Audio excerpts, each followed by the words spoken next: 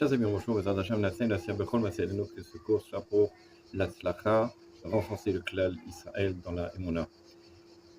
C'est écrit comme ça dans le Shulchan Aruch, Resh, Lamed, Aleph, comme quoi tous nos actes, les actes mondains, les actes que l'on fait de tous les jours, peuvent être considérés comme des actes kadosh, saints, s'ils sont les Shem Shamaim, s'ils sont faits parce que je fais pour un kadosh. À savoir, si je vais dormir simplement parce que j'ai envie de kiffer de dormir, c'est un problème.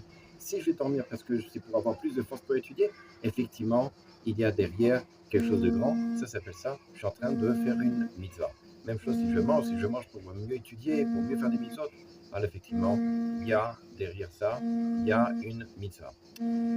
En fait, derrière tout ça, c'est mentionner la notion de Emouna, de Bitachon à Kadosh Baruch Hu, que de toutes les façons, tout ce que l'on fait, il faut bien comprendre que tout ce que l'on fait, c'est Kadosh Baruch Hu qui est là et qui fait pour que, pour nous, ça soit le mieux possible. Je vous raconte une petite histoire. Il y avait une famille comme ça, si je ne me trompe pas, c'est peut-être à Bnei Brak, qui était très riche, ou en tout cas qui est très riche, je ne sais pas, elle était très riche, des gens vraiment avec un savoir-vivre, et vraiment des gens exceptionnels, et en plus ils avaient les moyens. Le problème, c'est qu'ils n'arrivaient pas à marier leur fille.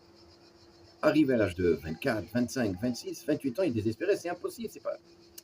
Puis voilà qu'il y a, chez eux, il y avait souvent il y avait des femmes de ménage qui travaillaient de telle heure à telle heure, telle heure, telle heure, bon, comme ils avaient les moyens. Donc. Et il y a une des femmes de ménage qui a entendu, il savait qu'il y avait un petit problème par rapport à un mariage de leur fille, de la fille chez qui elle travaillait. Elle a dit, écoutez, regardez, je travaille chez une autre famille, et il y a un garçon qui a 30 ans. Peut-être ça serait intéressant de faire la rencontre.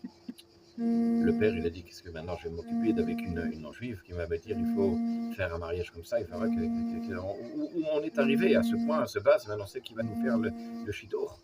Bon, le truc c'est que cette dame-là, elle était ce qu'on appelle mitakesh, elle était têtue, et elle revenait chaque fois. À la fin, le maître de maison, le monsieur, il a dit, bon, j'ai quand même juste me renseigner, voir. Et finalement, il s'est renseigné, c'était une famille qui était très bien, et en fait, ils les connaissent, quoi. Ils ont accepté le shidour. Et Baruch Hashem, après une fois, deux rencontres, trois rencontres, la quatrième rencontre, c'était bon, Baruch Hashem, le mariage était fait. Imaginez, il était là en train de chercher pendant des années aux États-Unis, en France, à droite, à gauche, etc. C'était juste à la porte d'à côté, il y avait la jeune fille, il y avait le garçon dans lequel il était matim, qui était compatible, entre guillemets, avec sa fille. Akadosh Baruch Hu nous montre encore une fois combien on doit être mamin bon. C'est vrai qu'on doit faire Ishtadoun, on doit essayer de faire quelque chose. Mais des fois, on a l'impression qu'on fait trop. On fait trop parce qu'on pense que c'est comme ça qu'on va arriver. C'est faux. Parfois, juste à côté de chez soi, il y a la meilleure des choses. Mais ça, Hachem, quand on se renforce dans cette émotion bitachon, la manne, celui qui plus il avait la bitachon, plus la manne est tombée près de chez soi, près de chez lui.